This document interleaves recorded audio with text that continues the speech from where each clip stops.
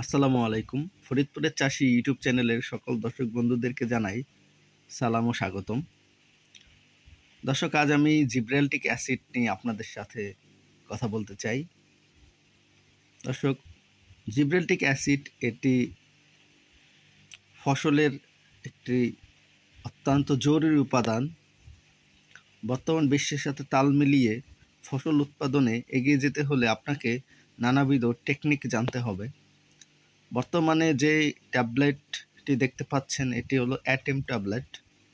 এই অ্যাটম ট্যাবলেটটি এগ্রিসোর্স কোম্পানি বাংলাদেশে নিয়ে এসেছে।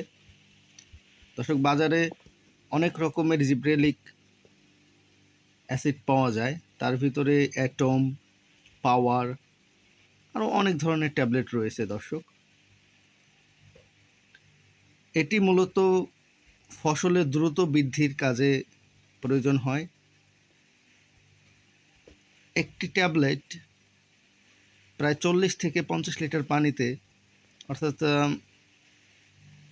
2 থেকে 3 ড্রাম পানির সাথে আপনারা ব্যবহার করতে পারবেন। গুলিয়ে স্প্রে করে দিতে হবে। এটা ফসলের, যখন ফসল জেগে থাকে ঠিক ওই সময় স্প্রে করতে হবে, অর্থাৎ যখন নাকি রোদ থাকবে, চকচকে রোদ থাকবে, তখন ব্যবহার করতে হবে।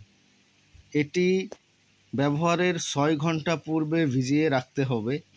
তারপর, যেহেতু এটা একটি অ্যাসিড, প্রাকৃতিক অ্যাসিড, এটা গাছেও থাকে, এটা বাইরে থেকে যেহেতু দেওয়া হবে, এটা পানির সাথে খুব দ্রুত গলে না। এই ট্যাবলেটটি আপনি কিছুটা পানির সাথে, 1 লিটারের মতো পানির সাথে যদি একটা মগের ভিতর রেখে দেন, একটা জারের ভিতর রেখে দেন, তার প্রায় 6 থেকে 7 ঘন্টা পর সেটিকে পানির সাথে মিশাবেন এবং ফলে, গাছে স্প্রে করবেন। তাহলে আপনি যে ফলে ব্যবহার করলে ফল মোটা হবে, লতা পাতা বাড়বে